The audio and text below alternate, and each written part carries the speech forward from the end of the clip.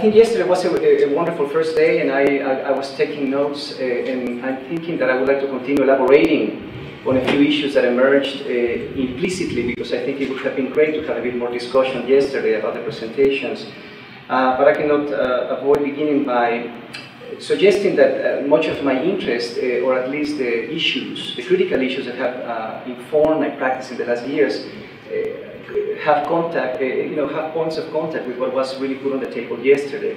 From Rami Taher, for example, and understanding critically the forces of neoliberal recipes of top-down urbanization and how they begin to collide or have collided or have an effect, let's say, in the transformation of the social spaces and institutions of the city. To in fact Mohamed Shtaye, the politician who was here with us, who implicitly, even though I wish that he could have taken the issue further, critiqued the very institution of housing, seeing it just as an amount of units, let's say, or bedroom communities. He suggested to, at least this is how I'm reading it, that we should engage the political economy instead of housing. In other words, what else can housing be more than just units spread on the territory? And also an idea that he suggested of how we move from the idea of the city, of the new town, to the scale of the neighborhood, to reimagine the scale of the region. I mean, he didn't say it like that, but I am imagining that these are the kind of catalysts for my thinking. Alessandro Petti and the thickness, of course, of the line and its spatial consequences, and of course the evidentiary processes that are necessary that we architects engage in order to produce a new political language and interface with the public. Omar Youssef, who also suggested at the end the shifting role of architects in imagining new forms of resistance in the city. And finally, I think Yassid Anani, who was the first yesterday, but I think that I'm very much with him in the possibility of imagining new forms of knowledge, the engagement of critical pedagogies, to do exactly what this conference is suggesting, which I think I would like to begin with, and amplifying again. The title of this conference is for me very, very tactical and very critical: designing civil encounter. And I think that these types of topics that we have understood in very abstract terms need to be brought down to levels of specificity in terms of how we as architects, designers, can design the very political process, the very economic processes, ultimately what we would consider the urgency in suggesting a new civic imagination. And I think that for me sets up a very important notion to begin sharing with you, in fact, what it has become. Because I've never been here, I think it's important, even though I have friends in the audience that I've developed a relationship with throughout the years, it's important for me to share with many of you a cross-section of the issues, really, that have informed my work at the Tijuana-San Diego border. Mainly at a time when next door to California and Arizona, the right-wing politics of anti-immigration begin to suggest the undermining of the very nature of citizenship. I will get to that throughout the images, and my focus in the last 10 years of working in a very particular neighborhood next to the checkpoint in San Diego. I begin right away with a couple of projects that I developed recently, which I think are very good introductions to a variety of issues here. Is it okay? Do you see the images okay? If we turn off the lights, maybe better? I'm not sure. It's nice to see your faces, but my presentation is very much image-based. I was invited recently in the last 2 years to develop a project in Anyang, a satellite city to Seoul, South Korea. And I took an advantage of, I think I've been lucky to teach in a visual arts department, and my practice has straddled a bit the realms of art practice, architecture, urbanism, research, pedagogy, right at these borders, San Diego, Tijuana. So I've been lucky to be engaging some of these art projects in cities. This one in Anyang, we were invited to develop a project in the context of the very politics and economics of housing in Asia. And as I got there, this is the title of the project in the end, The Future Neighborhood, Conversations on Coexistence.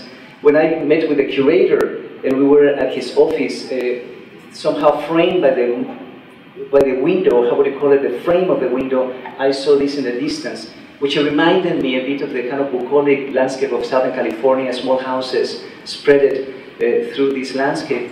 But when I lowered my sight below that frame, what I saw was a revelation of what was beneath it, which in fact was this, how this vertical housing on steroids, as we know it, the large homogenizing housing recipes, you know, there in Anyang, South Korea, as we have seen it, I think, spread throughout Asia.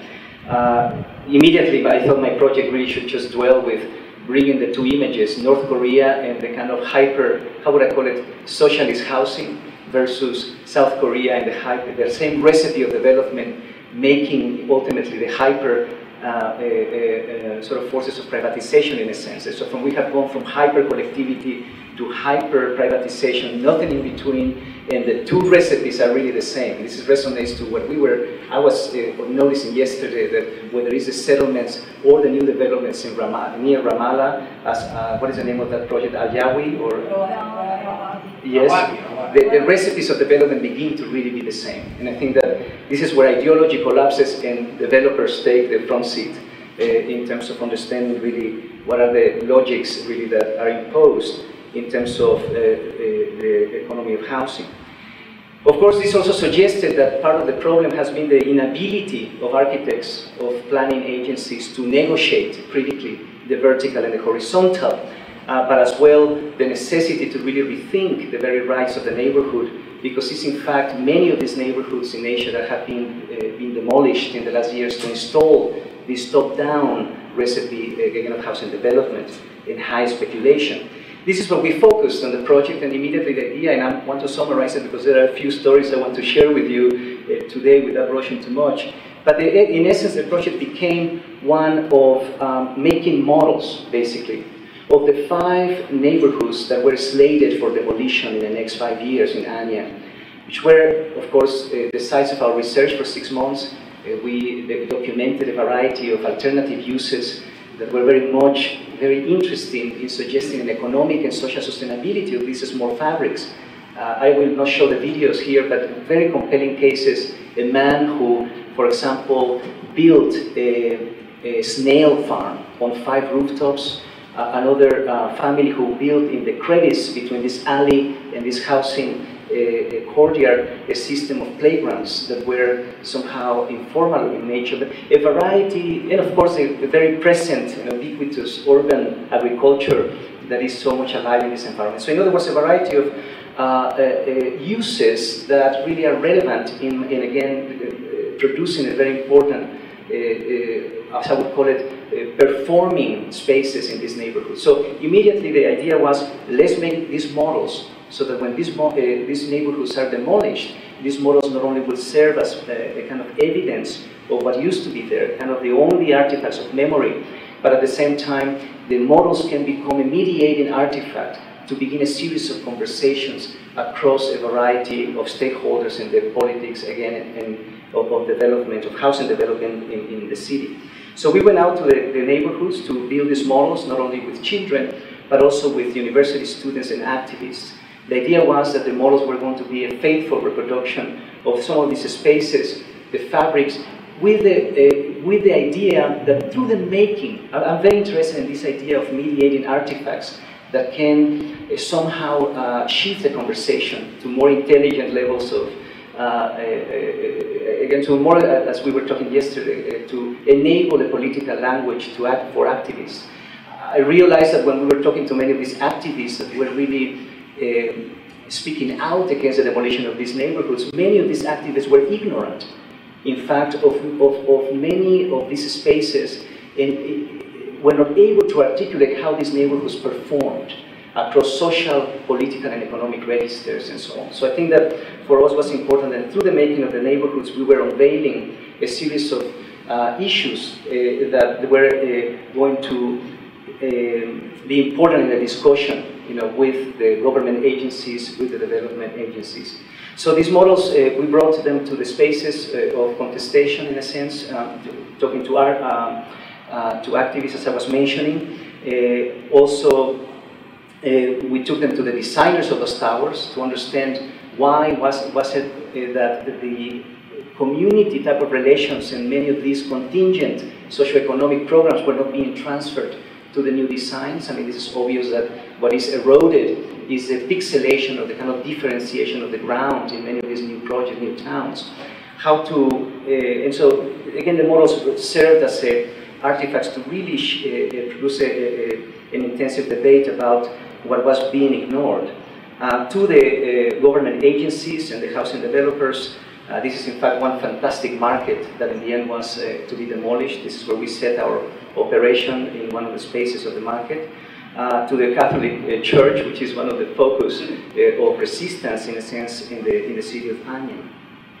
I'm very interested in Chantal Moux's notion that intervention in public space is simply somehow a process of exposing institutional power, whether economic or political, to produce a new type of debate. So the intervention in the debate itself was important here. And I wish that I could show you the specific Bill of Rights here, but it included a lot of the stuff that was really talked about yesterday. The rights to the neighborhood to develop incrementally across different modalities of time. The rights of the neighborhood to include a diversity of economies of housing, not this homogenized. And part of the problem of the homogeneous recipe of development is not only the way that the buildings look the same. The problem is that it's the same housing economy serving one particular group.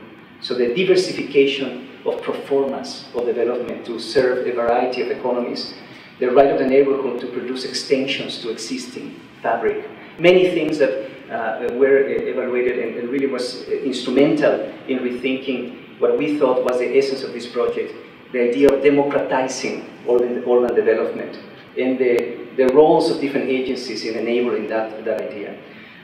The need to move, and I'm saying the need of all of us engage in architecture, urbanization, and art from the neutrality of the public, the very abstraction of the notion of the public, where all of a sudden, magically, people will sort of come together in the spaces that we design, to the very specificity of rights. I think this move from neutrality to specificity, if I was to have the opportunity to write a book at this moment, I would call it a call on specificity. The very nuance, the design of the very nuanced set of protocols to enable the move into a right. I mean, it's amazing in the United States at this very moment when, even under a very progressive administration, we have seen how the very notion of the public has been hijacked by the politics of fear. And the other day I heard a speech by Nancy Pelosi calling for the need to invest in public transportation and public infrastructure in the United States. And she said, let's not forget that the civil rights movement in the United States began in a bus. And that to me was an incredible, sort of very clear kind of a shift of language. But again, I'm interested in the rethinking of the politics and economics of growth in this context. When I talk about specificities, understanding, of course, just like yesterday, Rami was talking about, right? What are the kind of conditions of management, of governance, that have produced these types of crises? Without understanding what produced the crisis in the first place, it's very difficult to transcend it, because those conditions become the material for the designer in reorganizing resources, ultimately, and producing new types of spaces. It's obvious that the way that we've been growing, not only here in Southern California, but also in this place, is really, it has become unsustainable. And this notion is very clear, and I would like to, bring it back to the table here, mainly because I come from Southern California, where, in fact, is the epicenter of oil-hungry, selfish urbanization. And of course, the very emblematic images of this urbanism and steroids continues to really, even at this moment where all of us are talking about sustainability, continue to maintain themselves almost untouched. And what I'm trying to say is that part of the problem is not only the way we have been growing, but also in the way I think we have addressed the problem in the first place, okay? Just by camouflaging somehow the politics and economics of development that have made this urbanism and steroids possible. So in essence, what I'm trying to say is that part of what has inspired me is the premise that without fundamental transformations in the very politics and economics of development, it's very difficult to rethink much of the discussion, or at least what we began yesterday. I'm interested in this context in producing new correspondences, critically speaking, of also the abstraction of the global by allowing a kind of, or enabling very different idea of the local. I at some point produced a diagram that also was inspiring very much my practice, because in a sense a lot of people have known our work in San Diego, Tijuana as very much grounded on the locality of that place, and we tend to be criticized as a bit provincial, even though I'm not afraid of saying that it is the radicalization of the local where we need to engage, but at the same time it's important to catapult that condition back to the global itself. So I produced this diagram that I call the political equator, when I found out that San Diego, Tijuana, Ceuta, Melilla, for example, the main funnel of migration from North Africa into Europe, the Israeli-Palestinian border, these were sort of in the same corridor of this global corridor of conflict between the 30 to 36 degrees north parallel is a very compelling image that enabled also the understanding of the major forces of globalization transcending this global border. Huge flow of immigration from what the Pentagon's new map called the non-integrating gap, which is a global south, searching for the strong economies of the global north particularly, and in the opposite direction, the distribution of centers of production, enabling the functioning core, as the Pentagon new map calls it, searching for the cheap labor markets of the non-integrating gap. So these transferences across hemispheres, people going in one direction, goods and services going in another, began to be an important element. And realizing too that the climatic equator is just juxtaposed to this. So I think that once more this challenge of our practices at this very moment, that it is the understanding, any conversation, that's what I'm trying to say, should begin by understanding that the conflict embedded globally or locally begins with the recognition of the conflict between geopolitical boundaries, natural resources, and marginal communities. And I think that we, what inspired a series of dialogues at the border between Tijuana and San Diego that I call the political equator conversations or meetings. The last one happened a few weeks ago. In fact, Alessandro Petti, that's Alessandro giving his presentation. It was called Marginal Neighborhoods as Sites of Production. And it was basically linking two neighborhoods on both sides of the border. San Isidro on the US side, and Laureles Canyon, which is this shanty town on the Mexico side, both very close to the checkpoint, divided by the wall, and adjacent to an estuary, a natural environmental zone, protected zone, that has been overlaid with militarization, of course, by Homeland Security. So the linking of these two neighborhoods, those two neighborhoods have become really the laboratories for my practice in the last 10 years. We produced a model of under this tent. We are here in Homeland Security. We convinced Homeland Security and Mexican immigration to collaborate somehow and to enable the crossing of the border through a drain that has been recently built by Homeland Security. Somehow camouflaging the event by being an art performance, but enabling the audience to sleep uninterrupted from the estuary into the shanty town. And in that sense, enable the visualization of these contexts. So these conferences in the last 5 years have focused on bringing the public to the very sites of conflict to enable a different conversation generally. So as we were discussing from the model and again into the territory, audience then crossed the border through this drain into Mexico. This is, by the way, the new berms that Homeland Security is building across all the canyons that cross the border, undermining the functionality of the watershed systems. So as we moved through the drain, Mexican immigration was waiting for us on the other side. So they installed a tent right at the south end of the drain. We transformed that drain into an official port of entry into Mexico for one day, and of course immigration next to the sewer that is flowing from the shanty town. Now that Homeland Security is building these dams, that pollution is beginning to seep into the estuary. So we were exactly at that very visual, of course, very physical moment of understanding the logics behind this crisis. And the audience passed into Mexico on the other side, as I said, uninterrupted into the shantytown. It's important to also say that I'm interested in how from this very specificity of the neighborhood as a site of production, yesterday was very interesting that that issue was brought up okay, housing, or what does Ramallah produce? This question of neighborhoods as sites of production, not places of consumption, as we have understood the global city to be and so on. But from the neighborhood, the reimagination of a region. And this is to the two neighborhoods that I've been working in the last years. How do we imagine an urbanism, let's say, of neighborhoods that really begins to rethink the logics of development between these two environments?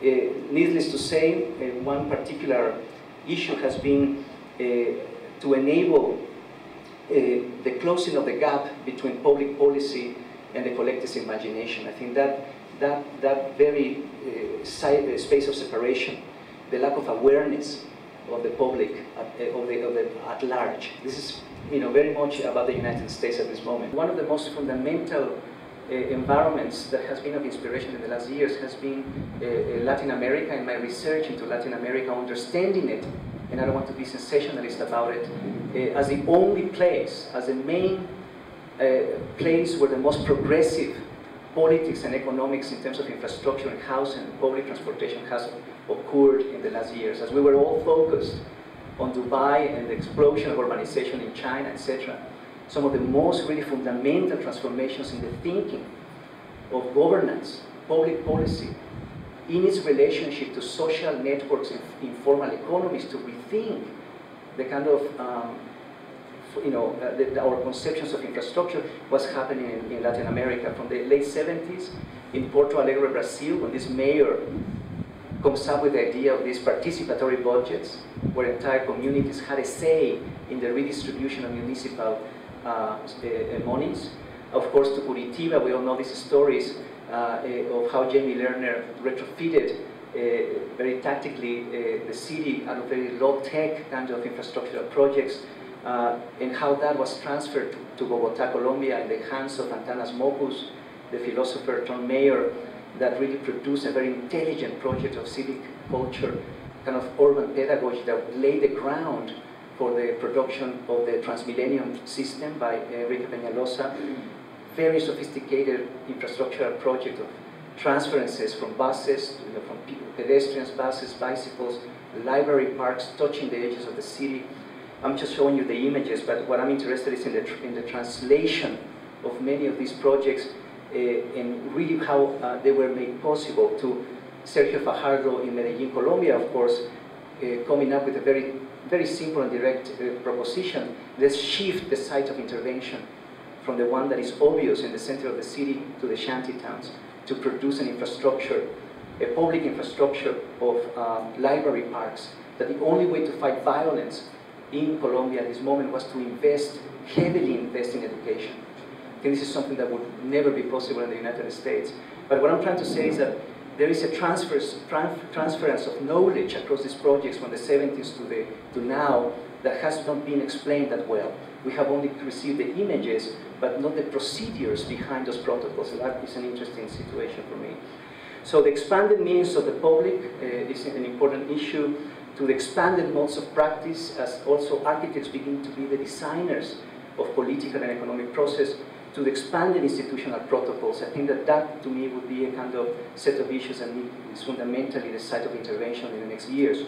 The rethinking of institutions to really reimagine much of these, some of these connections I'm trying to... Incredible inspirations for me came from, I should say it, in the last 5 years by General Petraeus. Okay, this is a sticky, slippery topic to bring up here, but when he came back from his first tour in Iraq, he gave to Congress a report that for me was unbelievable. I mean, he was, this was in the New York Times, I still say the article, saying the first thing that needs to transform is the contemporary soldier.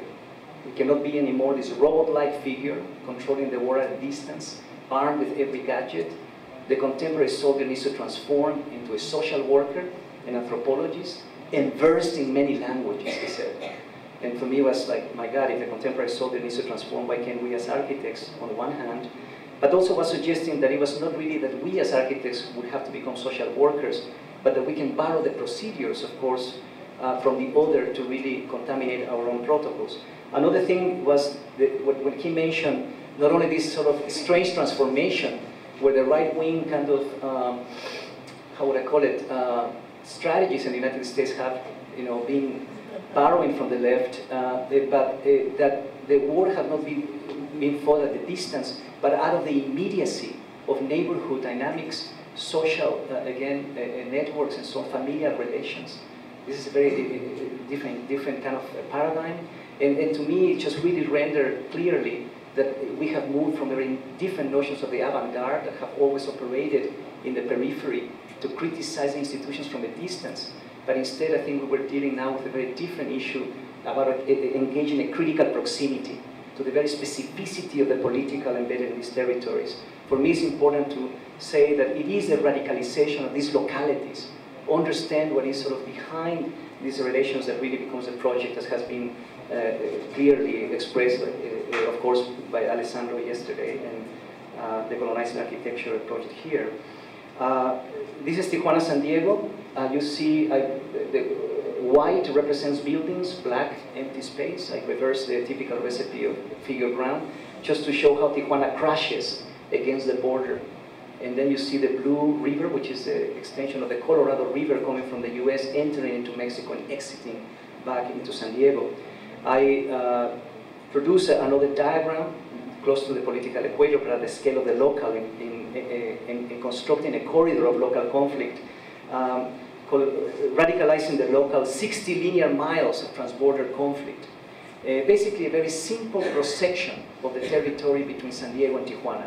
60 linear miles, beginning 30 miles deep into San Diego, ending 30 miles deep into Tijuana, and along that corridor, documenting very sort of lyrically a series of places where ecologies collide, with the top-down forces of urbanization colliding with bottom-up natural social systems.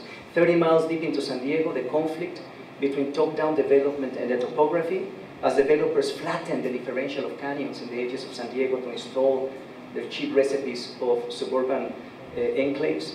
The conflict between large infrastructure and the watershed, the freeways that descend on Southern California colliding with the hydrology of the land as it moves towards the coastal cities.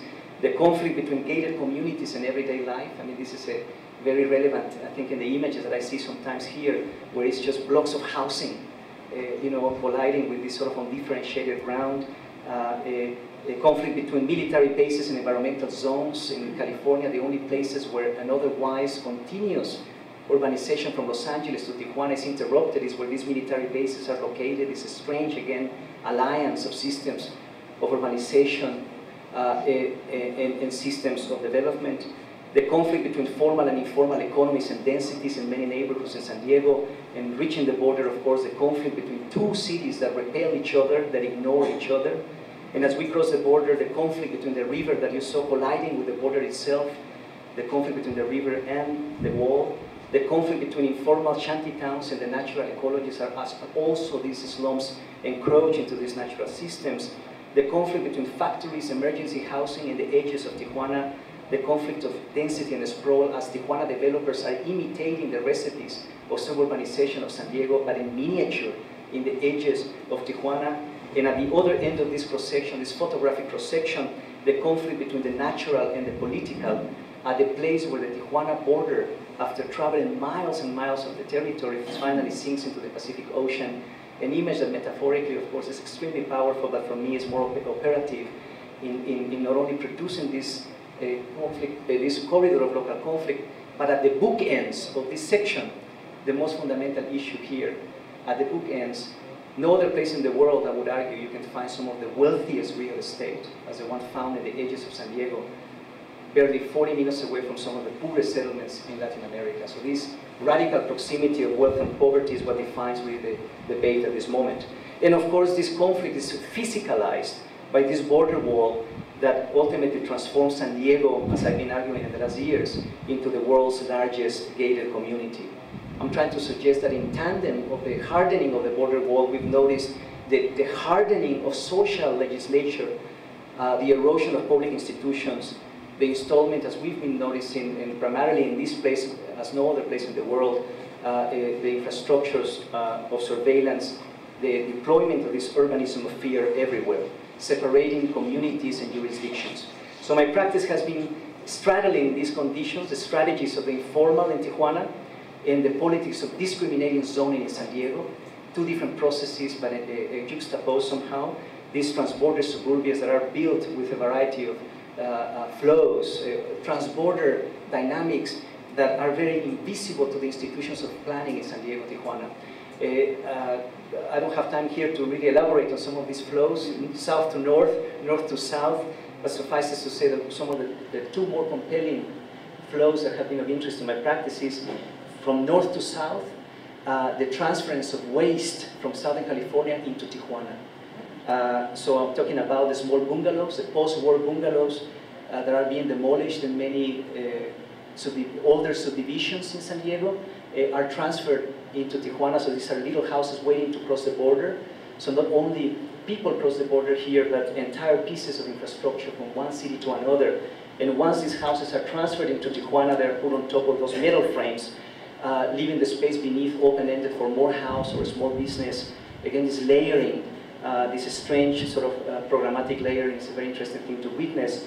To the small debris, let's say, of discarded materials. You've seen the tire walls that are built with the waste of San Diego, but look at how people are now stitching these tires in very intelligent ways. They figured out a way of peeling the tire and looping it and clipping it to produce a more efficient retaining wall. To the garage doors from Southern California, the older subdivisions that are transferred en masse to Tijuana to construct entire emergency housing. So these are again houses in Tijuana built with these garage doors entirely. That one city builds itself with the waste of the other. I think this became a very compelling image to witness, but suggesting that behind this bricolage of these images, I wanted to convey a very different idea of the informal, that even though it's brought back to our discussion, is being reduced to a mere aesthetic category, a kind of formal system. I'm thinking the informal as a praxis, because what is interesting about these dynamics is not only the way these incredible, fantastical environments look, but in fact, how would I call it, that they are made of a political economy of waste. That behind these procedures are issues of sustainability and economic dynamics that are important to the understanding of this phenomena. And embedded in these issues, I think in terms of our practice, we've always been interested in identifying a particular conflict we want to engage.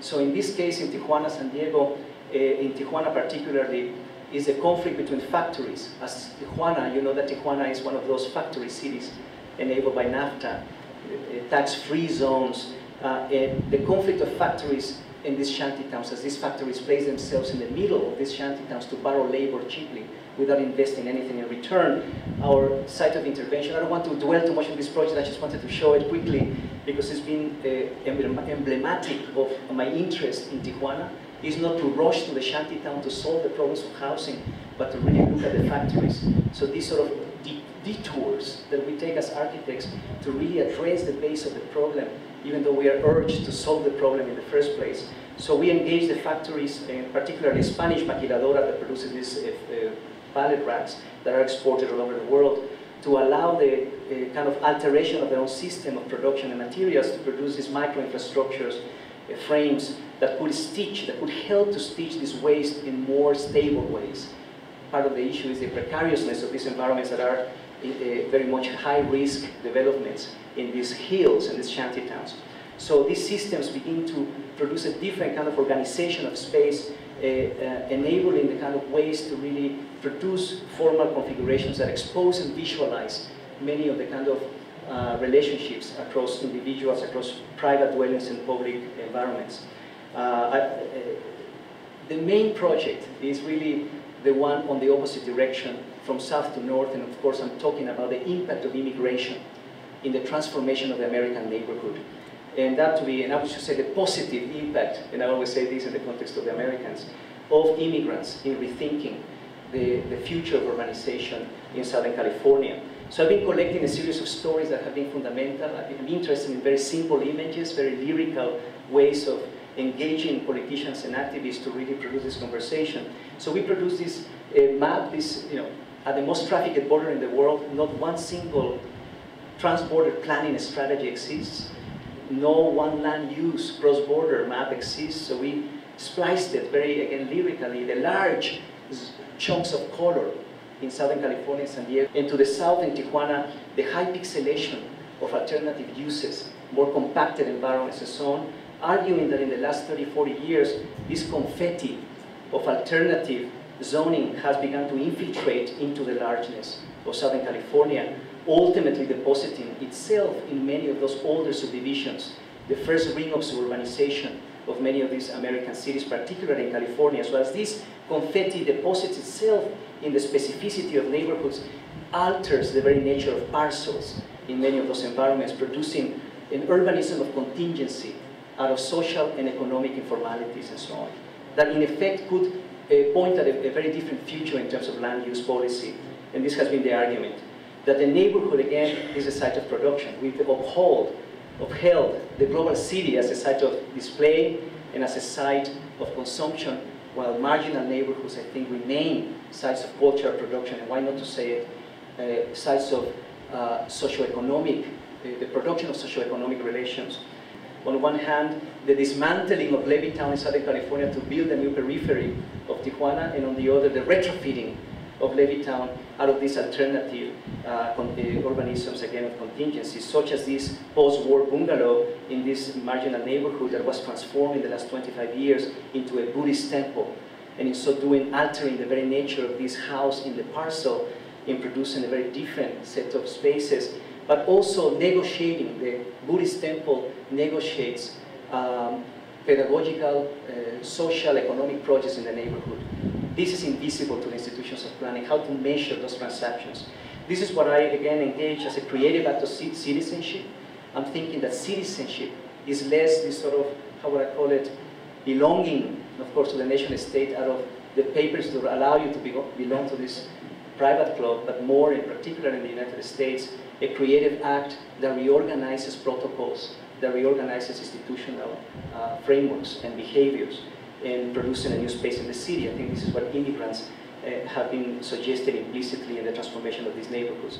Through that observation, the very pressing idea of rethinking density in the way that we all have reduced it to an amount of units per acre, abstractly, and instead begin to open it up as an amount of socioeconomic exchanges per acre. The kind of role of these agencies in negotiating this set of possibilities within these environments. And I know that many of you are suspicious of NGOs in this environment, but I'm talking about here the role of very specific non-profit organizations working within these neighborhoods for decades that are transforming now into developers of affordable housing. So this issue of the pixelation of the large with the small is an important one, and I actually will not show this project just for the sake of ending with a very specific project that I want to show you. I mean, this is having to do with the transformation of this McMansion in Southern California into a more complex set of relationships. But not only the kind of alteration of these environments, which is already obviously happening because of the mortgage crisis, but the primary issue that I have been trying to convey with politicians and activists in Southern California is that what is the issue that really needs to be amplified is the rethinking of property, the rethinking of ownership, other modalities of property. Obviously, because the crisis seemingly began in the United States out of this mortgage crisis, as people were given cheap loans that they could not repay, no guarantees, no protection processes. And so I'm thinking that, I many times say it, the American dream as promised, the mythology of the American dream as promised by home ownership has collapsed in conditions of marginality, that not everybody can own a unit to uphold some kind of idea of democracy or freedom. And so I think that the necessary transformation of parcels of property, I mean the 1920s, 30s, 40s, very small parcels in many other neighborhoods, transformed by the beginning of the 80s out of again, the type of neoliberal recipes of development that was discussed yesterday by Rami. These small parcels inflated themselves to produce this large urbanization of housing.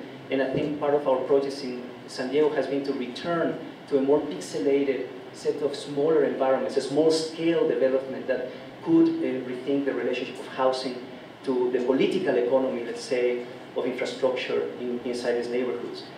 The need to produce alternative performance. I'm talking about performance, the spreadsheet of the developer, this has been the site of intervention in the last years, to rethink the very spreadsheet of shifting of these numbers to produce a very different set of relations. I'm thinking that a developer's pro forma can be a way of constructing community. This might be a provocative statement, that in the way that many of the invisible socio-economic entrepreneurial projects embedded in these marginal communities, two ladies renting a 3-bedroom apartment, transforming it into an illegal daycare, can be absorbed and has been absorbed by these non-profit organizations to produce support systems that are camouflaged, that are, as the non-profit represents politically these invisible characters. Political representation is what is needed at this scale in terms of enabling a different economy of housing. The conflict that inspired the work in the San Diego site during the last years was the conflict between lending and land use. It's a longer story, but suffices to say that for a developer, in the last years of huge explosion of urbanization in many downtowns in the United States, not one single affordable housing project was built in many of these marginal neighborhoods. And that is, the reason is because for a private developer to make it profitable to build in these marginal neighborhoods, this developer, at least in the United States, has to take advantage of tax credits or subsidies in order to make it profitable. To be competitive in getting subsidies, these developments would have to be at least 50 units in density, very large buildings. Well, 50 units of density are prohibited by zoning in these neighborhoods.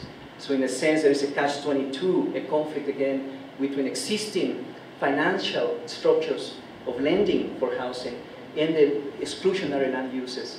So for me, it has been essential to produce or to at least amplify the role of practice. I'm interested in the design of very specific political protocols at the scale of the neighborhood and economic processes. Also, in tandem, I think, the designing, which pertains to this, new social contracts, partnerships between residents in these neighborhoods and some of these non-profits to co-develop housing at the scale of both small parcels. Understanding, again, the neighborhood once more. This is not at all any new ideas, what I'm sharing with you. The recuperation of the neighborhood as a political unit. I've been interested in designing very small protocols in the scale of San Isidro with a non-profit organization called Casa Familiar. This is what we presented to the municipality of San Diego a few years ago. This is a process that has taken 9 years, believe it or not, in altering zoning and altering a kind of particular economic framework to make these units sustainable in this neighborhood, and present a different role for this non-profit organization that has been working here for 30 years. So the need for mediating agencies between artists and communities, there is a huge space. Who is really in between, and who transfers, who translates the nature of these informal dynamics into new political frameworks, and documents the illegal, in this case, to legitimize the evidence, again, to legitimize some of this. So the non-profit that maps the encroachment in these parcels to really legitimize that these informal economies and densities make sense. The production of new pedagogical models of interface with neighborhoods. Many of these neighborhoods are so focused. I mean, I'm talking about the discussion of people and agencies on issues of style. In what style should we build as a Hispanic community? Instead of realizing, or at least understand, or amplifying the debate that as people encroach into alleys to produce farmers markets, as people share a property line to construct illegally an extended family unit, as people negotiate with boundaries in the spaces, I think those relationships also are as essential components of constructing an idea of identity, less focused on images, more again on the procedures behind those transactions. So I think, how do we engage the conversation? We began to produce urban pedagogical models to really intensify this conversation, such as this lady, she concluded that density was neighborhood collaboration. In this case, operating, perfect, thank you, operating within existing frameworks. I'm not interested at this moment in idealizing this, but really operating within the logic of mortgages, particular existing lending protocols and so on. How do we tweak them modestly to engage alterations of this nature? So the non-profit becomes liable for the acquiring of this subsidy-based, tax credit-based package that can then be distributed throughout the neighborhood. In other words, instead of a 50-unit building in a kind of large scale in these neighborhoods, these units that are going to be developed in each of these parcels as the nonprofit facilitates, becoming a kind of informal city hall. The nonprofit becomes the facilitator of permits, of information, and so on. In other words, the argument that those smaller units can become affordable. And this is a huge shift, produces a shift in the discussion at the scale of this neighborhood. But suffices to say again, it is the kind of transaction or negotiation across these agencies that needs a lot more attention. And now, arriving to the very scale of the parcel to end the presentation, I'm interested in parcels, just like that Buddhist temple parcel. They ultimately become less a static pedestal for a house, and more, really, I think, they are conceptualized as micro-socioeconomic systems. That housing can engage, in fact, the political economy of production of housing to do many other things, more than just providing shelter. And I think that suggests that these parcels perform. So I'm interested in an urbanism, at this moment at least in these neighborhoods, that looks at parcels as devices to rethink a larger scale infrastructure. So the performance of a parcel, this is to end a bit, just to show you the project that has taken us, one of the projects really that has taken us so long. The nonprofit acquiring this couple of small parcels in this neighborhood, the purchasing of this historic building, which is a church, the first task, and there's a video about this. I produced a video because it's very difficult to tell the story of how these buildings perform in conversation with each other and other programs and so on. So the church is retrofitted into a cultural engine of sorts. The nonprofit inviting artists to conceptualize new types of financing processes, new types of programming. I'm interested in the triangulation of smart programming, spaces, and people. I think this is the kind of designing of the civic encounter, which is very particular. These social rooms that are equipped with electricity and collective kitchens. So the church and these small rooms become the infrastructure, the small infrastructure for housing, which then begins to be embedded and inscribed into these environments. Of course, these social rooms become places that enable either some of the small entrepreneurial projects that these families thrive on, really, these informal economies, or they are the sites for the workshops at Casa Familiar. In other words, they are the sites that are injected with alternative socio-economic programming. This is, I think, the curating of specific. It's not about ambiguity. It's about specific sort of interfaces that can also enable, I think, open-endedness, but particularly anticipating the types of social interactions and economic conditions. A very small parcel, but the first typology is a small building for young couples or single mothers with children that are invited to be the co-managers of those spaces with the artists in Casa Familiar. A duplex for artists who exchange rent for social service, and they are really given the task of designing pedagogical projects with the families and the community to engage a very different idea of social practice, less looking at this community symbolically, but really understanding their operative dimension. This is what is missing from relational aesthetics, I think, is really just not talking about the image again once more, but really the effect of those interfaces. Large units for large families who live with grandmothers, so they are designed with shared kitchens, and these families are selected to really produce partnerships with a nonprofit, incentivizing them to produce small businesses. Extended accessory buildings is the last typology for extended families that can be flexible spaces. I mean, this is all about a very specific logic of economy of housing. These small buildings, we found out in the code that if a building is no bigger than 120 square feet, 12 square meters, does not need a permit. So it can be 15 feet ceiling height, a utility sink, and a window, big window, and it becomes a studio for a painter or for somebody else who wants to. In other words, how do we incentivize local economy of production of housing by producing or revealing these loopholes in the code? In essence, what I'm trying to say, this is the argument. It's very simple. In one small parcel, how to engage a diversity of housing economies that can engage a diversity of social compositions and the kind of curating of the interfaces, programmatically speaking, across those, producing, of course, issues of, I mean, this is not about everybody living happily in a kind of Benetton ad, is that in those encounters, when we wrote that game to talk about density, it was a moment of tension. It was a moment of saying what you are thinking in terms of density is wrong. What we as architects are thinking in terms of social organization is wrong. Let's come to the table, let's debate these issues. So I think that a new conversation needs to take place, problematizing these issues. Finally, housing, and this is the main thing that I'm seeing tragically in Ramallah and all these environments, cannot exist on its own. Housing, primarily in conditions of marginality, needs to be plugged with support systems.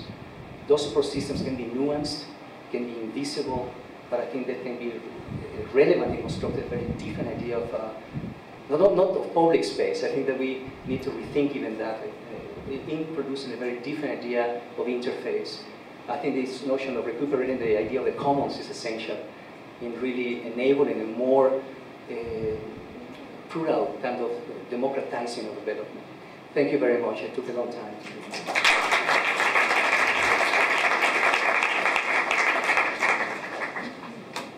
Took a long time, and I know that there was... No, because I think, of course, these are incredible occasions, and again, I think it's very nice that we have this platform, because that we can share different practices in different parts of the world, and trying to formulate some questions. So I will start, because there are many points I don't know how this will evolve, but let's say, and I will try to be short.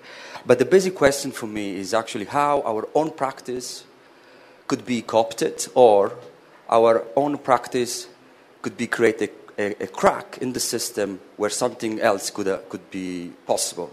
Okay, this is, I think, a kind of crucial moment, no? Where also the project and also when I visited Tijuana and we had this tour, this is where you see the beginning, all this aspiration of NGOs building, a different economical and political organization. Then suddenly they realize, that there is a normal life, and somehow they have been then co-opted. So I will take just a few sentences, and try to address this problem. When you, for example, says we have to think radically or rethinking radically the economic and political transformation, that I completely share. But then at the same time, there are moments where also you try to bring the economic systems and trying to reform that economic systems and not actually contesting the very essence of this economic systems. For example, when you think we have to rethink ownership, but for me, rethinking ownership means rethinking sovereignty,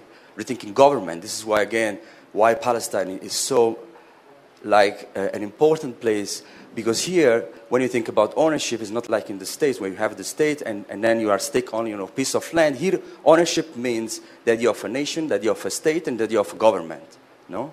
So these are all things that are linked, and are also very much linked then to the idea of the citizen and how you engaging this then with the idea of the public. And we still have to engage with the public or not, because then the publics basically mean the states. And in a context like in Palestine, what does it mean that? No, because it's also very problematic, manipulated and used because of the absence of a welfare state. So in one way, there is a kind of collapse of the welfare state. There are no any more services, and then suddenly they look around and then see, there are these nice artists. They do very nice social things that we cannot provide anymore. We have, I think, also understanding how our practice somehow is also feeding and actually allowing the system to survive. Because if all these things will collapse, it would be better, because then we have really to think how really to live together differently. No? Somehow there is a moment in which we have to understand how much, and again, back to the first question, these practices are crack in the entire system so that we can push. And yesterday I was trying to show one of the projects we are trying to do is engaging in this idea of with the law, but also contesting the very essence of the law. No? And I'm thinking about when you say working in the loops that they don't allow certain density. So there is a way in which then you feel that working inside that loop, that for us means, and working inside the line, is also a way in which people will realize that actually what needs to be radically contested then is the very existence of that line, or the very existence of the loop, and not just,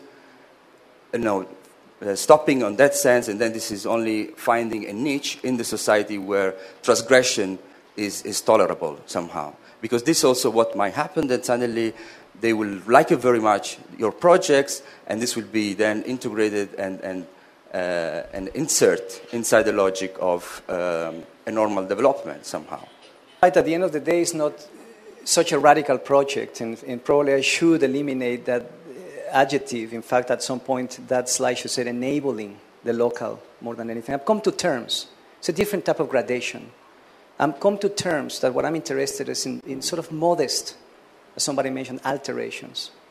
This idealization, of course, what feeds or inspires the practice is that these bottom-up types of dynamics can incrementally trickle up to transform top-down, policies and so on. I mean, the effect that we have produced here is the alteration of zoning for this particular neighborhood, in expanding the categories of existing regulation, and of course to engage in this issue of property residents differently, not only seeing them as customers that just come to rent or own a unit, but to produce a set of, again, protocols to allow them to be co-participants and so on. All of the cliches. Sometimes they feel insecure that I present what really is very backward environments, defined by poverty and so on. But somebody raised their hand and said, who are you to say that these people like to live surrounded by trash? And I said, the person said, if you were to ask these people if they would like to live in a McMansion in San Diego, of course they would say yes. And I said, well, you are right. In fact, I have asked that question. But what followed up in my mind was, when are they going to be able to do that? Next year, 50, 5, 10 years, this is the issue, right? It's unavoidable. That reality is present. What do we do in the meantime is a question that stayed in my mind. And I think I'm interested in this transitional infrastructural, like the idea of transitional infrastructures that support these, well, not only the engagement, but the liminal zones, but also that conflate in a kind of strange way the temporal and the permanent. So on one hand was that. The other one, in San Diego, of course, people would say, well, this is too small of a scale. I mean, don't you think that we need more densities in place? Of course, this is the case here. In a reduced area, we want to engage higher densities.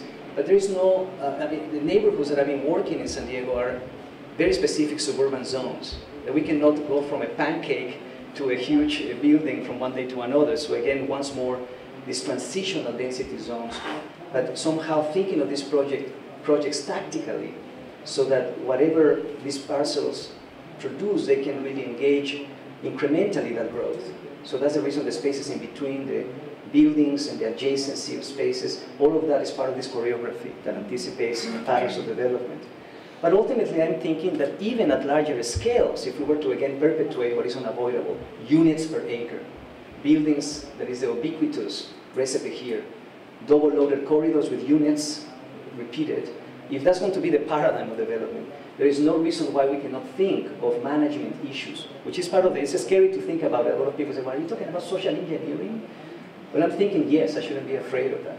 That we need to engage the specificity of managerial at times, or at least governance, conditions of governance at the scale of these housing projects, so that certain levels of programming begin to engage probably those types of, the kind of social, I'm thinking literally that at this very moment the future of the city will not be defined by buildings, but by the fundamental reorganization of socioeconomic relations. And I think that's an act of design in producing these new protocols. Of course, I would aspire that if we are to pay attention to the social contracts, to those types of programmatic complexities of producing that interface between the social and the formal, then architecture, if it was to absorb those procedures in a transparent way, would produce a new language. Or at least I'm interested aesthetically in the possibility that these buildings would, in their combination of, would be expressive of those socioeconomic dynamics in a sense. So it's difficult because as architects we just want to drive directly to the aesthetic project without recognizing that what has defined the logics of development has been already taken care of by somebody else.